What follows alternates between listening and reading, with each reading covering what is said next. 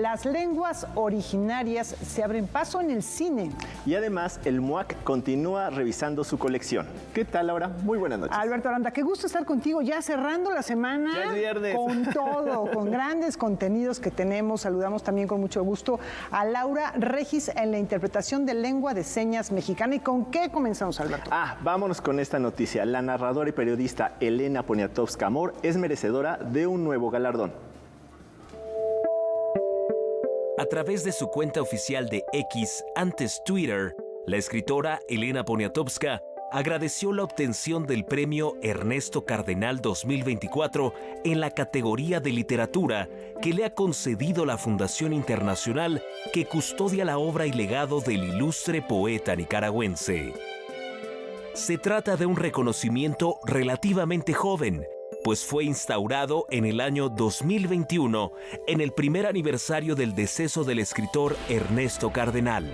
Entre los galardonados previos se encuentran el sacerdote y filántropo español Ángel García Rodríguez, el connotado cineasta Pedro Almodóvar y la escritora puertorriqueña Luce López Baralt. La Fundación Internacional Ernesto Cardenal, con sede en España, ha resaltado la ferviente dedicación de la escritora mexicana al cultivo de la creación literaria en todas sus manifestaciones y su constante enriquecimiento de la lengua española, atributos que la han consolidado como una figura preeminente en la promoción de la reconciliación y la fraternidad entre los pueblos de Iberoamérica a través del poder de la palabra. La autora de Hasta no verte, Jesús mío, Querido Diego te abraza Quiela y La noche de Tlatelolco recibirá la distinción en una ceremonia solemne que tendrá lugar en la ciudad de Madrid el 16 de mayo del presente año. Y vamos con otro premio. Italia reconoce un espacio fascinante de la UNAM. Karen Rivera nos tiene todos los detalles. El espacio escultórico de la Universidad Nacional Autónoma de México y la Reserva Ecológica del Pedregal de San Ángel, REPSA, fueron seleccionadas de forma unánime como ganadoras del Premio Internacional para el Paisaje Carlo Scarpa, que otorga la Fundación Benetton Studi Research con sede en el norte de Italia. Lo anterior por ser una obra colectiva que creó un lugar poético y sugestivo en medio de la aparente desolación de un terreno de piedra volcánica. El sábado 13 de abril, en punto de las 5 de la tarde, hora de Italia, la UNAM recibirá este galardón. Entre el comité que viajará al país europeo para la ceremonia, se encontrará la doctora Rosa Beltrán, coordinadora de difusión cultural de la dependencia, en representación del rector de la universidad, y Juan Ignacio del Cueto Ruiz Funes, director de la Facultad de Arquitectura. Desde 1990, este galardón no había sido entregado a un sitio latinoamericano. El premio implicará difundir el conocimiento del lugar mediante una publicación bilingüe en inglés e italiano, la creación de un documental que llevará por título Pedregal, la historia del espacio escultórico, que será exhibido durante la ceremonia de entrega, y una exposición en Treviso, la sede de la Fundación, que se realizará del 12 de abril al 30 de junio. De acuerdo con un grupo interdisciplinario de 10 especialistas europeos, el espacio escultórico expresa de manera ejemplar el valor y significado de un paisaje, el del Pedregal de San Ángel, moldeado por una erupción volcánica, con el que la ciudad, las instituciones y la comunidad universitaria, el entorno cultural y la sociedad mexicana se confrontan y dialogan sobre su valor ambiental y ecológico. El órgano es un instrumento musical del que México cuenta con ejemplares extraordinarios, así como con un repertorio muy extenso. Muy cierto, y este encuentro da cuenta de ello.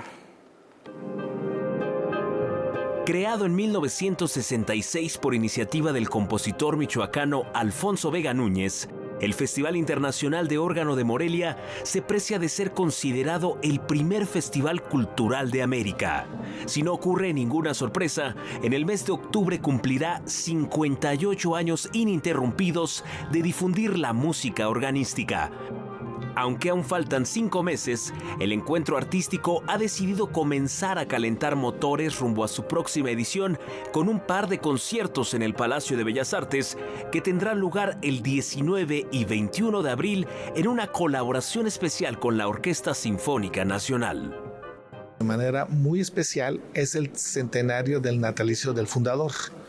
Entonces, por eso estamos iniciando las actividades realmente en forma temprana en este mes de abril, pero con mucho gusto aquí en la Sala de Bellas Artes.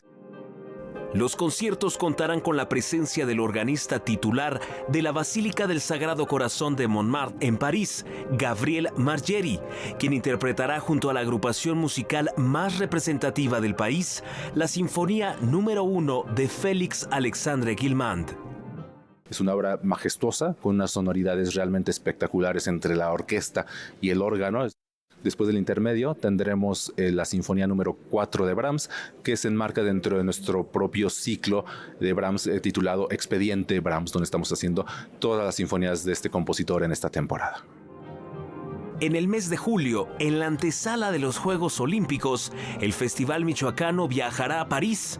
En la capital francesa ofrecerá un concierto de gran altura. Va a ser arriba en la Torre Eiffel. Es algo que realmente nos llena mucho orgullo porque es el primer evento que se hace en México en ese recinto.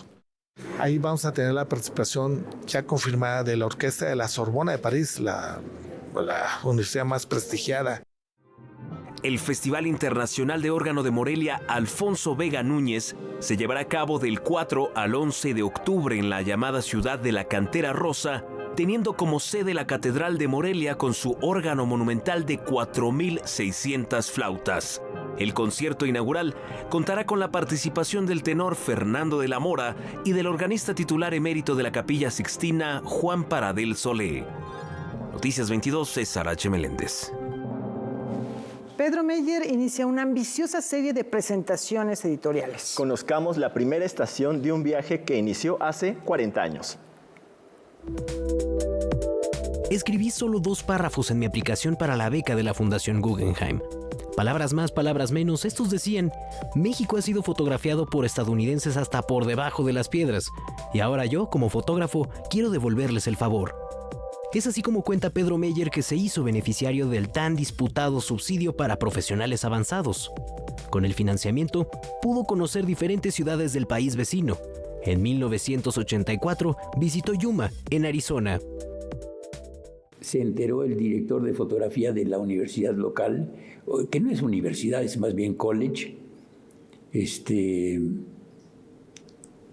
dijo: te vamos a invitar como artista en residencia para que tomes fotos aquí de lo que quieras y al mismo tiempo compartas tus conocimientos y tus inquietudes con los alumnos de fotografía. Su mirada entonces descubrió una ciudad con alrededor de 20,000 habitantes, pero de la noche a la mañana, esta incrementaba su número de pobladores, curiosamente. Es una ciudad mayormente de casas rodantes. Tiene una población flotante que hace que suba a 110,000 habitantes durante la mayor parte del invierno. El lugar es interesante por esa dimensión de que es al mismo tiempo muy chiquito y muy grande. Al mismo tiempo está rodeado de un montón de bases militares. Al mismo tiempo es frontera. Al mismo tiempo es un lugar de veraniego. Pedro Meyer retrató los rostros, los paisajes, las notas agrestes y urbanas del condado. 40 años después, el artista de origen español devela de su archivo con más de 30,000 registros fotográficos alrededor de 350 imágenes en el libro Yuma, y en la Galería Casa Coyoacán, sede operativa de la Fundación Pedro Meyer, exhibe 50 de ellas. Yuma es uno de 40 libros. Nosotros vamos a ir presentando aquí en la galería cada mes otro libro. Y eso nos va a llevar 4 años. La otredad nos queda muy cerca siempre. La otredad la puedes encontrar en Tepito o en Yuma o en Nueva York o en Los Ángeles o en París o en donde fuera. Fotografías a la gente en Yuma como podrías fotografiar a una tribu en Brasilia. Su próxima publicación estará dedicada a Cuba y se prevé que se presentará el 30 de mayo. Por lo pronto ya está disponible la preventa del libro dedicado a Yuma, y además de contar con un formato físico, también se podrá adquirir en una versión digital u otros formatos multimedia. La exposición de Yuma en la Galería Casa Coyoacán se puede ver hasta el 3 de mayo. Para Noticias 22, Rodrigo Peredo. El ready-made, los objetos encontrados, el reciclaje y la reinterpretación de la historia nacional son elementos de esta muestra plástica. Vamos con César H. Meléndez. Dibujo, pintura, fotografía, escultura, cine e instalación son algunos de los medios expresivos que el mexicano Rodrigo Imaz emplea en su práctica artística, caracterizada por cuestionar, traducir y representar críticamente los acontecimientos de la vida diaria en un país tan complejo como el nuestro. Una muestra significativa de su producción se exhibe en la celda contemporánea de la Universidad del Claustro de Sor Juana bajo el título de Trópicos de la Modernidad. Es una exposición que contempla mi producción de los últimos 10 años, más o menos. Es una revisión, digamos, englobada en este concepto de la modernidad tropical. Mucho del trabajo tiene que ver con estas capas significantes o este pastel histórico en el que los mexicanos vivimos.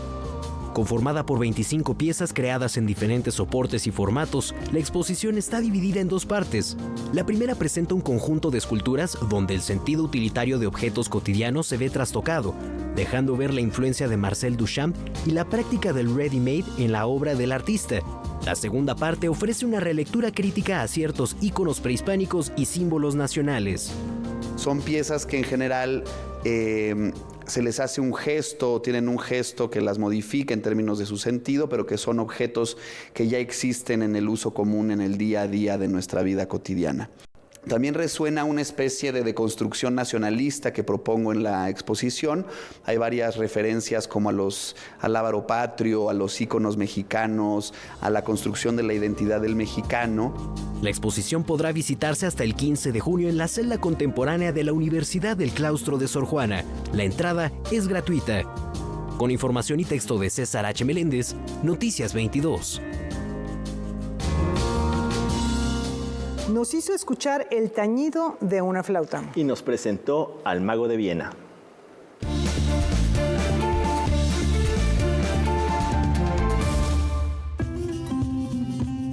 Sergio Pitol de Meneghin nació en Puebla el 18 de marzo de 1933. Fue un reconocido narrador, ensayista y traductor mexicano.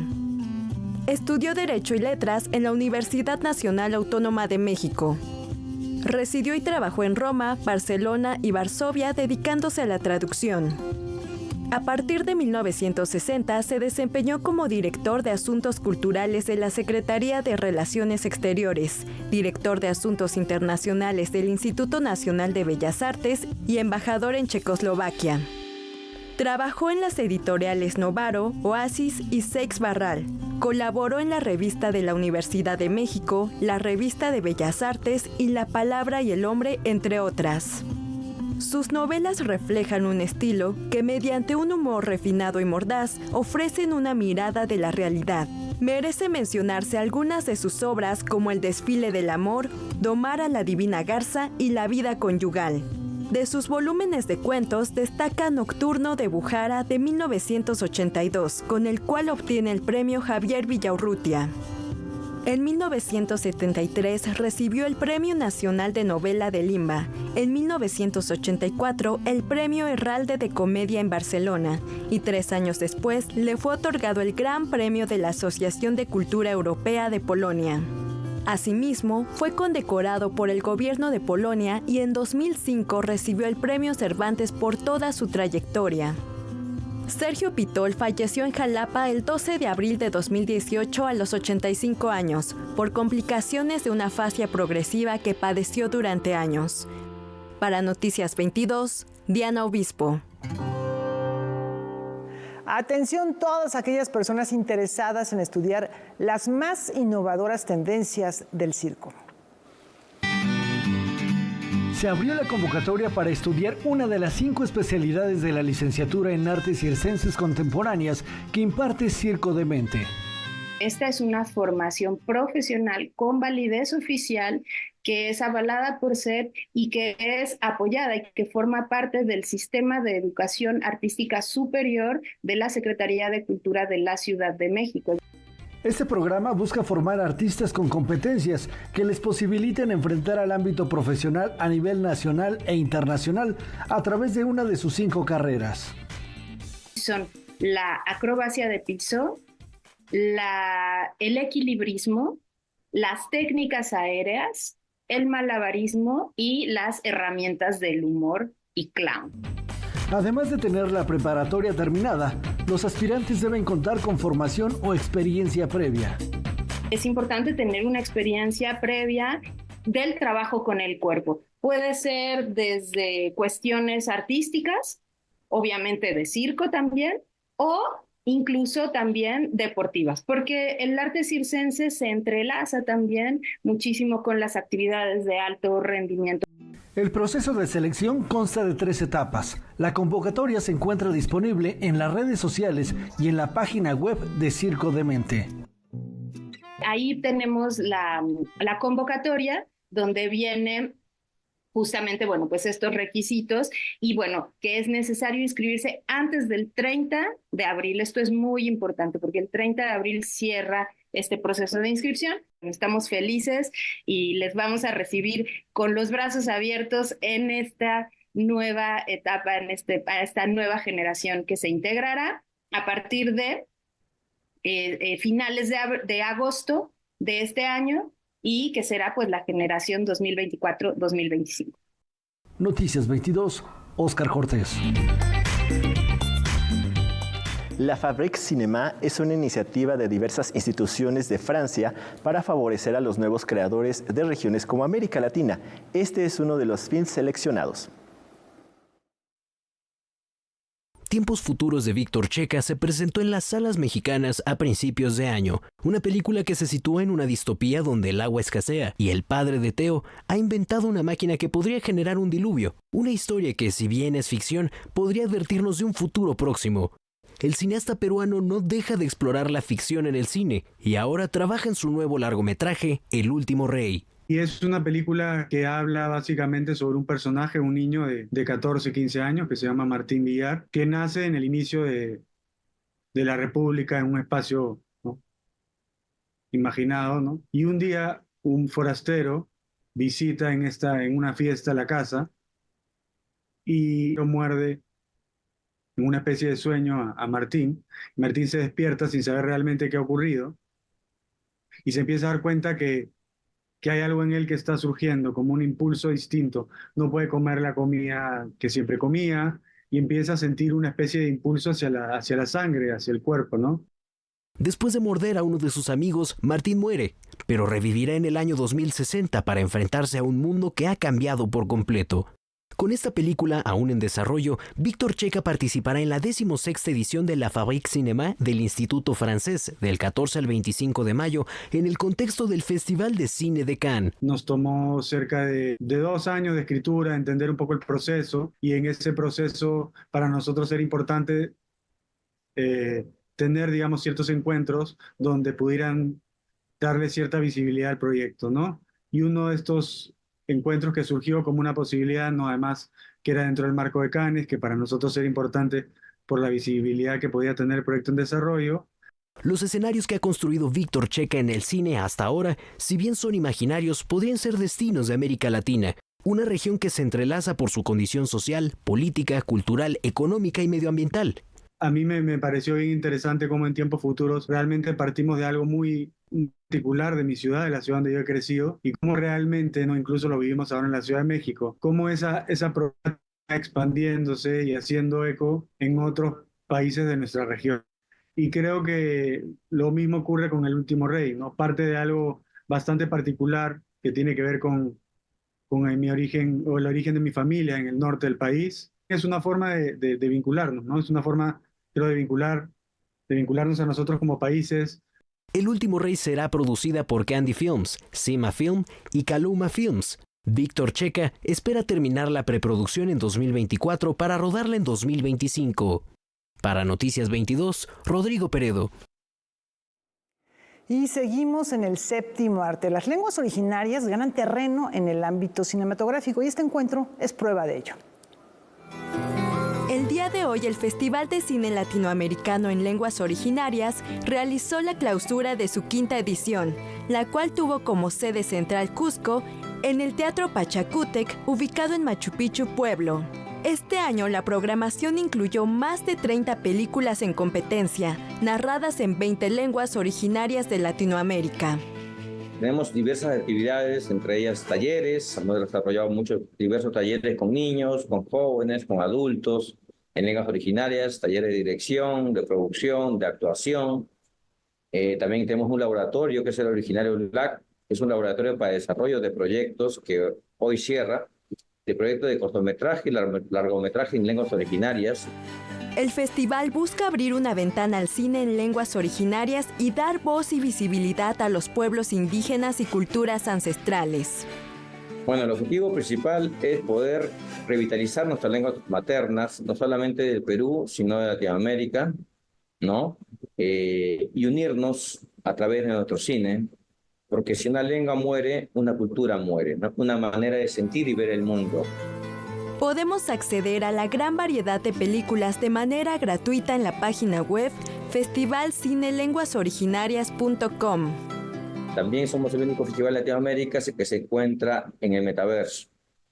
Así que es una propuesta para las personas, los jóvenes, ¿no? Porque nosotros queremos formar públicos que, los jóvenes que están todo el día en la computadora puedan ingresar también, ¿no? Al festival y ver estas películas y ver otro cine.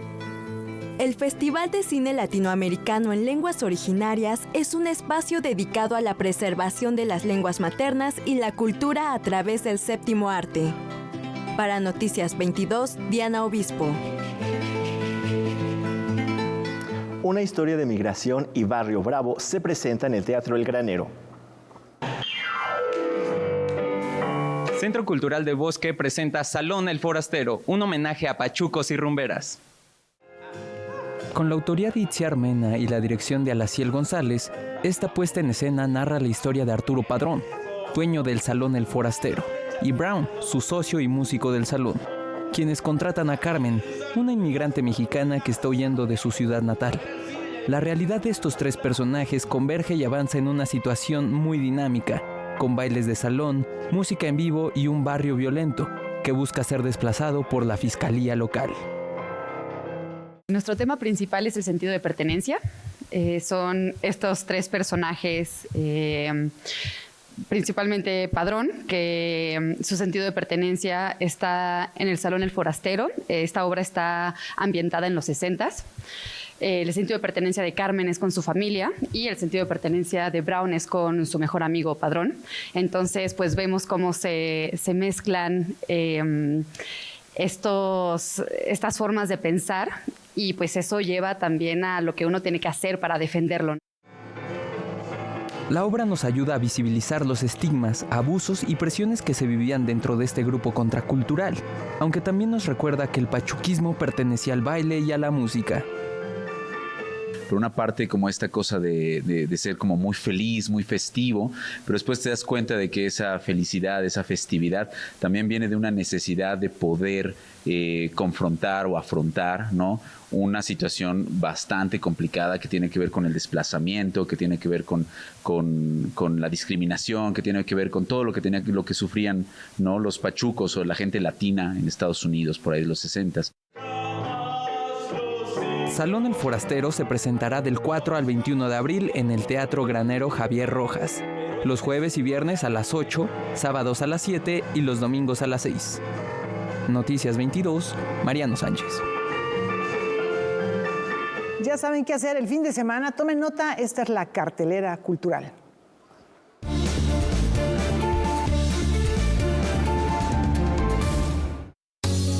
Bienvenidos a la cartelera cultural. La temporada primaveral viene acompañada de altas temperaturas, pero tenemos una opción para refrescarte. El Festival del Helado y Nieve Artesanal, donde podrás consumir productos de paleterías, heladerías y reposteros de la Ciudad de México, que te presentarán alrededor de 200 sabores, donde podrás disfrutar también de música en vivo y la zona gastronómica, en Miguel Ángel de Quevedo, 292. Hablando de festivales, en el marco del Día de la Tierra, la organización Costa Salvaje realizará el Festival Planeta Azul, pero con la presentación de los grupos Orquesta 24 Cuadros y Los Esclavos de Tren. Habrá actividades relacionadas a la educación ambiental para hablar sobre la importancia de los océanos y el impacto de nuestras acciones en ellos. La cita es en Plaza Manuel Tonsá y la entrada es libre.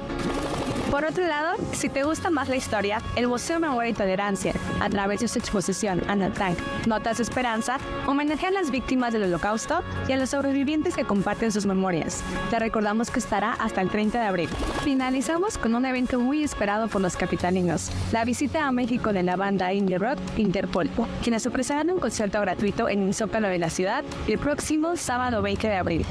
La oportunidad perfecta para disfrutar de su música, ya sea desde un restaurante o terraza, o si eres un fan directamente desde la explanada. Esperando verte ahí, hasta la próxima.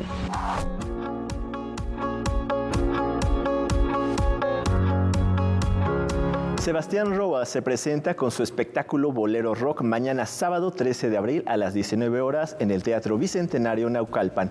Una propuesta novedosa en la que el joven intérprete une la nostalgia con sonoridades contemporáneas. Laura, puede ser una pausa. Suena atractivo, algo novedoso unir estos dos géneros, ¿no? Y ya es sábado. Hay que escucharlo. Sí, hay que disfrutar. Vamos a una muy breve pausa. Volvemos.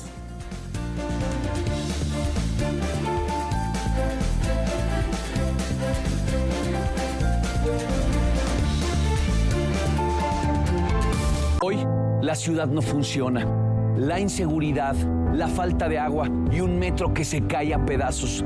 Pero ya nos quitamos la venda de los ojos. Recuperaremos nuestra ciudad. Nos tienen miedo, se encierran, se esconden, pero ni con sus claras incompetencias van a detener el cambio que viene. Somos la resistencia, somos el cambio. Santiago Tahuada, candidato a jefe de gobierno. El cambio viene. Coalición va por la Ciudad de México. El PRI sí resuelve. Vota PRI. Con la cuarta transformación, los gobiernos de Morena en el Estado de México sí le cumplen a la gente. Personas adultas mayores y personas con discapacidad que reciben una pensión, más de 1.400.000. Estudiantes que reciben una beca, 750.000. Además, con el aeropuerto Felipe Ángeles se impulsa el desarrollo. En suma, hay más bienestar para el pueblo. Porque con la 4T sí hay resultados. Morena, la esperanza del Edomex. En los últimos 5 años, en México ha gobernado la delincuencia. Vamos a romper ese pacto de impunidad. Ya basta. Somos los ciudadanos los que debemos sentirnos libres. Toda la fuerza de la ley contra los criminales y todo el corazón para las víctimas. Por ti, por tu familia, por un México sin miedo. Por un México sin miedo. Xóchitl Presidenta, candidata de la coalición Fuerza y Corazón por México. El PRI sí resuelve. Vota PRI. Este 2 de junio, el pueblo de México solo tiene 2 opciones: continuar y avanzar con la transformación o regresar al pasado de corrupción y de privilegios. Dicho de otra forma, construcción de la paz o guerra, derechos o privilegios, un México para todos y para todas o un México para unos cuantos. Sigamos haciendo historia con la transformación, con honestidad, resultados y amor al pueblo. Claudia Sheinbaum, presidenta, candidata de la coalición Sigamos Haciendo Historia, Morena. ¿Por qué confío en mis vecinas y vecinos? Porque somos personas honestas. Nos ayudamos cuando lo necesitamos. Porque nos conocemos. Las elecciones son confiables porque están en nuestras manos. Por eso, las personas funcionarias de casillas son elegidas de forma incluyente, aleatoria y a través de 2 sorteos, por el mes de nacimiento y por la letra del primer apellido. Y son capacitadas por el INE para recibir, contar y registrar nuestro voto. Participa, porque en estas elecciones tu decisión es importante. INE. Comprar tu voto a cambio de dinero o despensas. Condicionarte a los programas sociales. Recoger o retener tu credencial para votar. Son delitos. No los permitas. Cero tolerancia a los delitos electorales federales. Denúncialos a la FICEL al 800-833-7233 y ficenet.fgr.org.mx. Fiscalía General de la República. Hola, soy Jorge Cuchí, escritor y director de la película Un actor malo. Y aquí voy a estar en Debate 22 conversando con Álvaro Cueva. No saben ustedes el tamaño de película, pero el programa, híjole, imperdible, de oro, se los juro, de oro. Los esperamos. Hoy, 22 horas.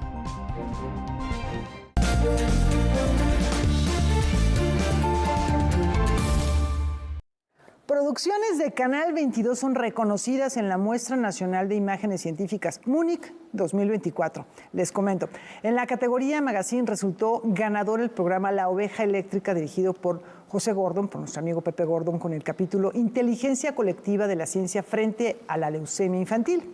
Ahora, 2 producciones de la Dirección de Noticias, encabezada por Javier Aranda Luna, fueron distinguidas. El capítulo Ajolotes Mexicanos de la serie Con la X en la Frente fue seleccionada y el segmento Liminal de nuestra compañera Karen Rivera en Noticias 22 fue ganador en la categoría Cápsulas por el reportaje El peligroso calentamiento de los océanos. ¿Qué les parece? Bueno, pues justamente a continuación les presentamos, hay que recordar, esta pieza de Karen Rivera.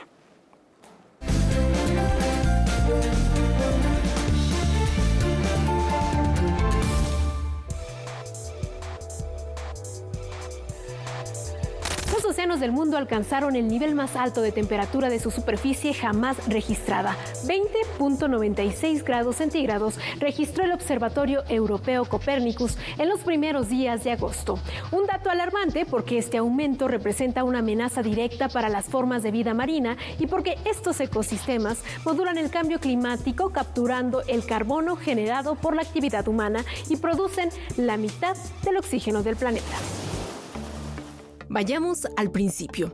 Los océanos están presentes desde el origen de la Tierra hace aproximadamente 4.000 millones de años, tiempo que los ha consolidado como un refugio de extinciones. Pero, a pesar de su historia, en el mundo solo el 5% de los fondos marinos están explorados, y en México apenas se ha estudiado el 0.0001% de este ecosistema. Prácticamente nada. Lo que es una realidad es que entre más combustibles fósiles quemen los seres humanos, más exceso de calor será absorbido por estos ecosistemas. Con el cambio climático, el océano tropical es más ácido y tiene menos oxígeno. Por ese motivo, la Organización Meteorológica Mundial asegura que los efectos de las olas de calor marinas generan la migración de especies y las extinciones. Esto se traduce en que las partes más afectadas de los océanos pueden convertirse en extensiones de aguas vacías y también implica la llegada de especies invasoras a zonas de pesca, con consecuencia en la cría, el cultivo y la recolección de organismos acuáticos para consumo humano. En el siglo XXI, en el 2023, los océanos están sometidos a un estrés nunca antes visto en la historia de la humanidad. Alcanzan temperaturas de un jacuzzi y ahora tienen menos capacidad para absorber el dióxido de carbono, lo que puede acelerar el derretimiento de los glaciares. Investigadores aseguran que los 5 jinetes del apocalipsis que enfrentan los ecosistemas marinos son la pérdida de biodiversidad, la contaminación, la sobrepesca, la introducción de especies exóticas y el cambio climático. El récord de temperatura de la superficie de los océanos era de 20.95 grados centígrados, registrado en marzo de 2016. Y aunque esta zona continúa calentándose debido a las emisiones de gases de efecto invernadero, los científicos también investigan otras causas que influyen en este nuevo récord. Un motivo más para despertar conciencias y llamar a la acción. Muchas felicidades a Karen Rivera y por supuesto a Omar Mazariegos, que fue el editor de este reportaje. Seguimos con ciencia y tecnología. ¿Cómo está transformando la tecnología la relación médico-paciente, así como los diagnósticos? Veamos un estudio al respecto. Las consultas médicas que se realizan por medio de Internet son una alternativa que gana terreno en la población mexicana. Así lo reveló el primer estudio titulado El Paciente Digital Mexicano, realizado por la Fundación Mexicana para la Salud. Desde el año 2022, en la Fundación, estamos enfocando nuestros esfuerzos a promover la salud digital. Durante 4 meses, se levantaron un total de 3.040 cuestionarios autoaplicables digitales en las 32 entidades federativas.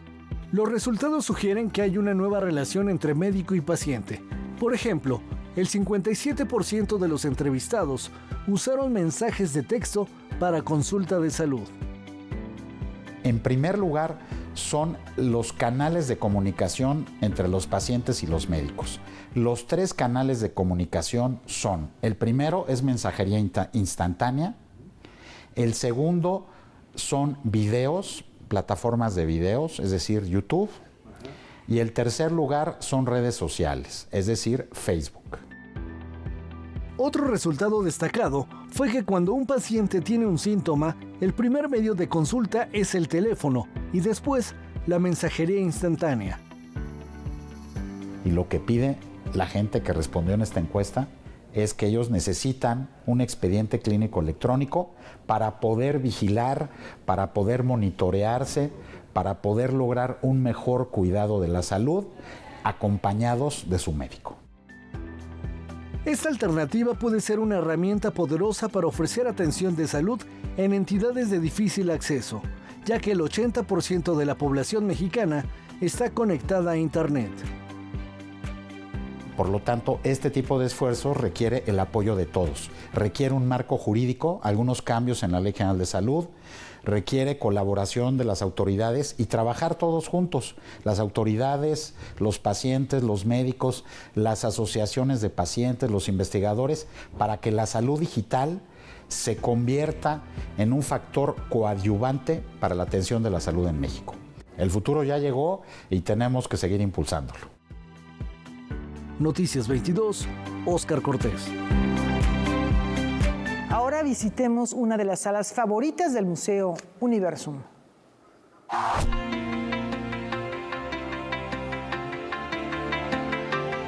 Los dinosaurios, animales colosales y majestuosos que no dejan de sorprendernos. Incluso te parecerá asombroso que nosotros, los mexicanos, tenemos un pariente prehistórico.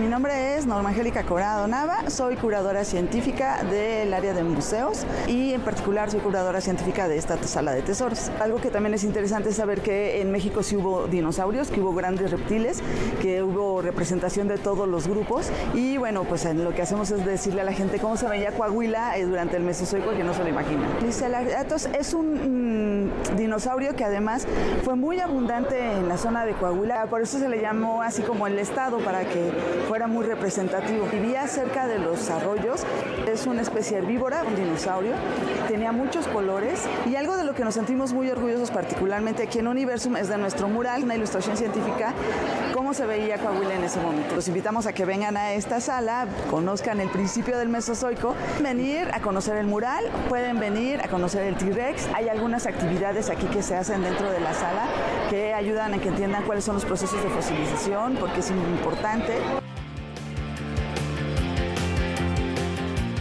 El azar y el error también generan arte. Esta exposición lo demuestra. Piezas de arte que sacuden la realidad e intervienen en los discursos históricos fueron seleccionadas para integrar la muestra Tácticas del Glitch, las oportunidades del fallo. Lo que nos motivó a hacer esta búsqueda o a generar esta reflexión conceptual fue una pieza en específico de Santiago Borja, en la cual él hizo como una especie de intervención temporal sobre el diván de Freud, en la última casa en la que vivió Freud en Londres, hizo una intervención sobre el diván, ¿no? Que tenía estos textiles marroquíes y más bien como de esta zona del norte de África, y él los interviene y los cambia por unos textiles wiráricas.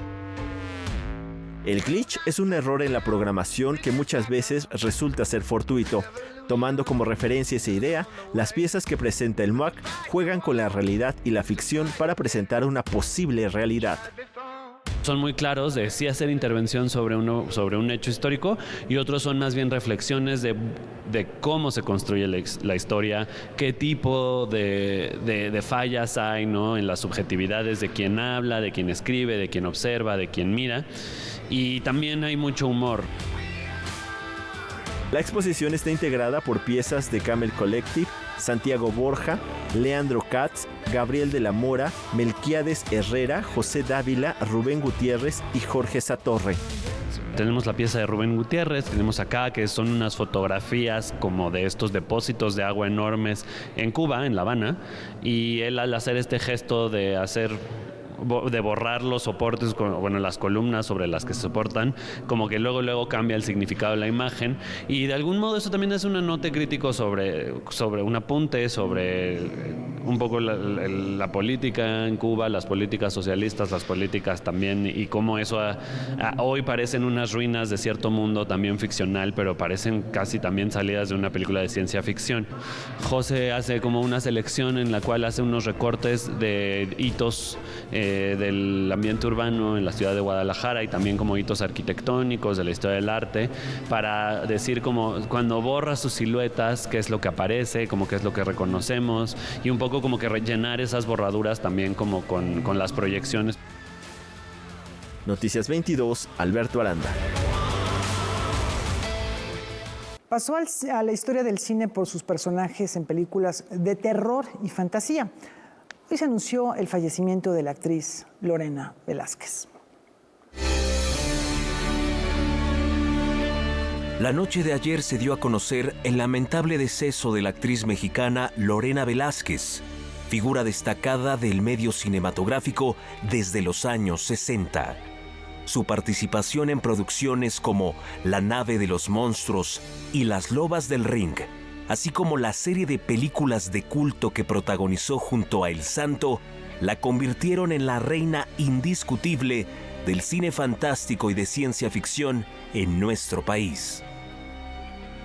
A mí me dijeron, Lore, trabajaste con López Tarso en Macbeth cuando tenías 15 años. Trabajaste con Isabela Corona. Trabajaste, bueno, le dije, pues sí, pero ¿sabes qué? Que tengo cara de panque y me encanta trabajar. Pero ¿cómo te atreves a con un luchador? Le dije, pues ese luchador, fíjate que ha roto las fronteras. Es un ídolo. El Santo y Cantinflas abrieron mercado para el cine mexicano de una manera, pero tremenda. Nacida en la Ciudad de México en 1937, Lorena Velázquez comenzó su formación artística a temprana edad. A los 5 años entró a estudiar ballet junto a su hermana Tere y a los 13 inició su camino en el teatro. En 1956 hizo su debut en la pantalla grande. Entre los años 60 y 70, sus años de mayor actividad, compartió créditos con histriones de la talla de Germán Valdés Tintán, Adalberto Martínez Resortes, María Antonieta Pons, Ofelia Montesco, René Cardona Jr., Viruta y Capulina, Ana Berta Lepe, Ignacio López Tarso y por supuesto con Rodolfo Guzmán el Santo. Con el célebre Enmascarado de Plata filmó 5 películas, entre ellas Santo contra los zombies y Santo contra las mujeres vampiro. A lo largo de 6 décadas de trayectoria, participó en más de 180 películas, más de 40 obras de teatro y en algunas de las producciones televisivas más sintonizadas en el país. Descanse en paz, Lorena Velázquez. Saludos al público, los quiero. Me han hecho una carrera linda, estoy muy agradecida. La riqueza de nuestra videoteca nos permitió escuchar a esta gran mujer. En otra información, Romeo y Julieta de Shakespeare es una obra universal que rebasa fronteras y consideraciones raciales, ¿no les parece? Sin embargo, no todo mundo piensa esto.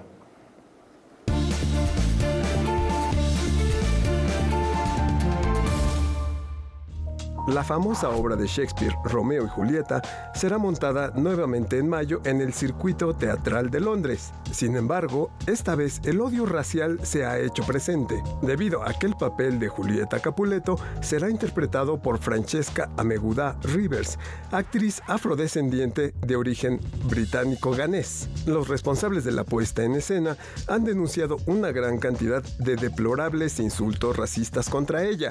El papel de Romeo será interpretado por Tom Holland, quien interpretó a Spider-Man recientemente. El anuncio de la obra sacó a la luz esta estadísticas preocupantes sobre el racismo en la industria del entretenimiento, ya que en un estudio de 2021, el 64% de los actores encuestados experimentaron estereotipos racistas durante sus audiciones.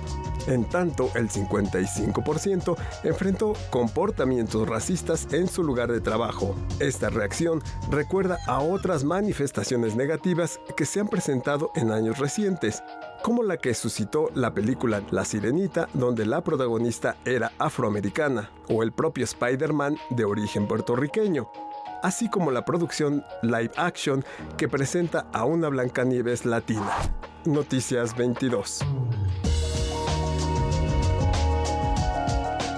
Bueno, yo creo que Shakespeare da para eso y para muchísimo más. Imagínense, una obra como esta, que es una obra universal, que se represente en el país que me digan, en América Latina, en los Estados Unidos, pero en África, en Asia, en cualquier otro país, no importa la etnicidad de los personajes, lo que importa es el sustrato, no sé si estés de acuerdo, Alberto, el contenido de la obra. Tiene que superar las cuestiones raciales y clasistas. Yo creo que ya hay que avanzar en eso, ¿no? Y qué bueno que haya estos esfuerzos, porque pues efectivamente, como decía nuestro compañero Francisco, La Sirenita pues sí le fue un poquito mal en taquilla por estas cuestiones, pero hay que aventarse, hay que hacerlo, ¿no? Sí, hay que romper con esos prejuicios.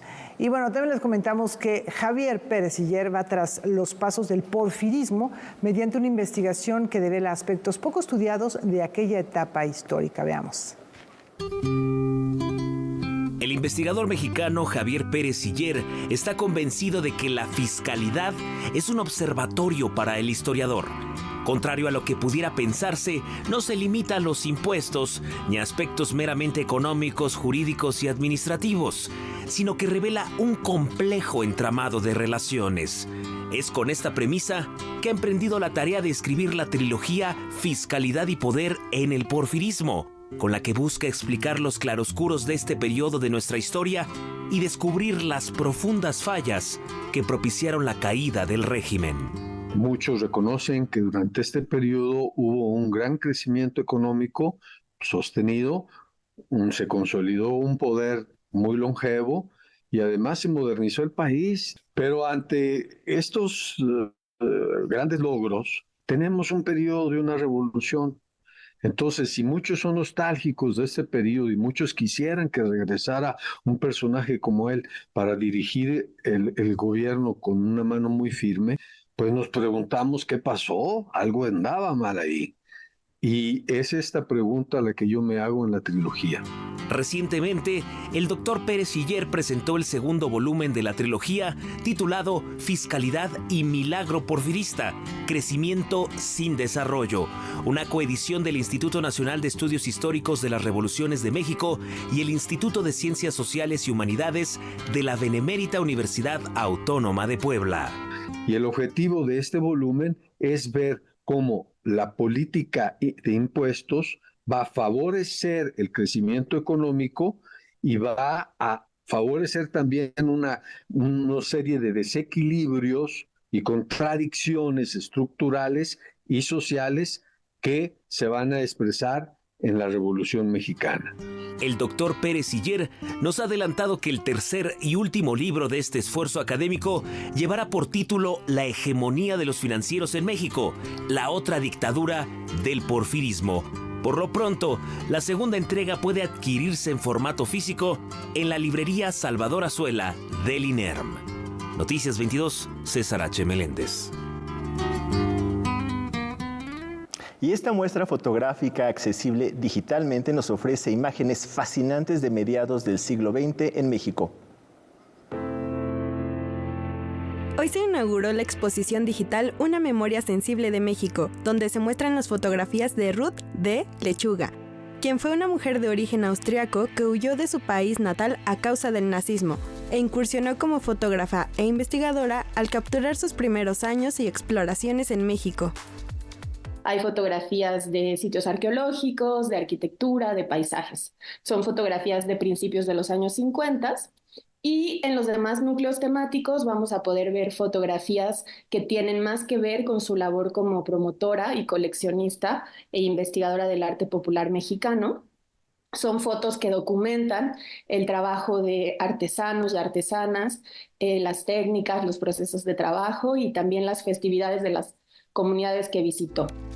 Los residentes del estado de Puebla podrán disfrutar de esta exposición en el Museo Amparo de forma gratuita, aunque, gracias a que se trata de una exposición digital, las fotografías podrán ser vistas desde diferentes puntos de México y del mundo a través de museoamparo.online. Es una exposición que fue diseñada de manera que podamos ver las fotografías en línea y también revisar las fichas de cada una de estas imágenes y saber, por ejemplo, la procedencia de la foto, pero también una pequeña descripción sobre la tradición retratada, el año y pues en el caso en el que se conoce, pues conocer al pueblo indígena que retrata.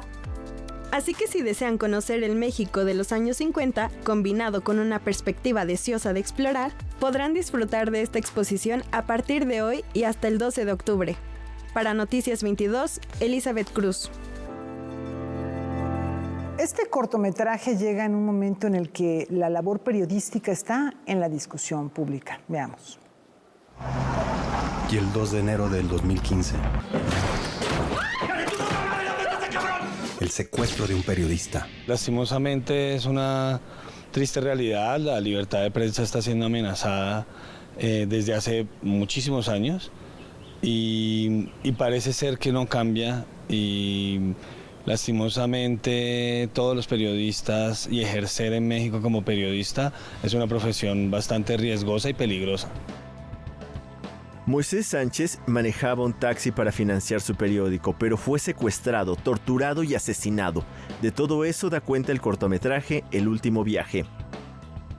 Yo creo que es un documento histórico. Al final estas piezas audiovisuales se convierten en documentos históricos que sirven para contar la verdad, para presionar también a las autoridades y hacer que los medios también ayuden a difundir este tipo de historias y seguramente puede cambiar en algo y puede generar presión también sobre las autoridades, los medios y sobre las personas para que no olvidemos una historia tan triste y tan recurrente también en el país, ¿no?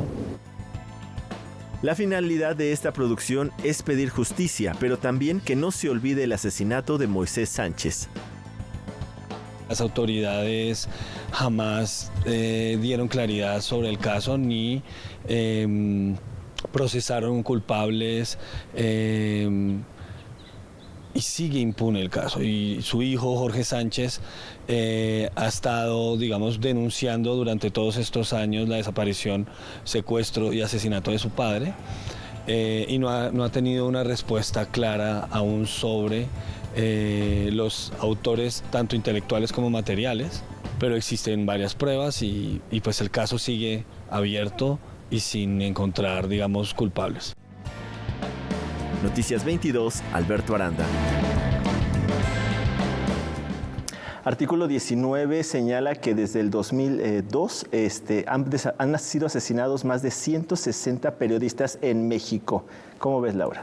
No, bueno, pues es un tema de gran actualidad, es algo que hay que darle seguimiento. Qué bueno que haya producciones como esta que tienen la capacidad de tener un gran alcance de público y motivar a la reflexión. Y bueno, ya nos vamos a hacer con un poco de musiquita. Hoy cumple 84 años el legendario pianista y compositor de jazz Herbie Hancock, con un estilo único, con frecuencia polémico. Este músico originario de Chicago es referente de los géneros contemporáneos. Nos vamos a despedir con una grabación realizada en el Festival de Montreux, en Suiza, en el año 2010. Esto es Actual Proof. Disfrútenlo, muy buen fin de semana. Alberto, nos vemos. Nos vemos, Laura. Muy buenas noches a todos. Hasta el lunes.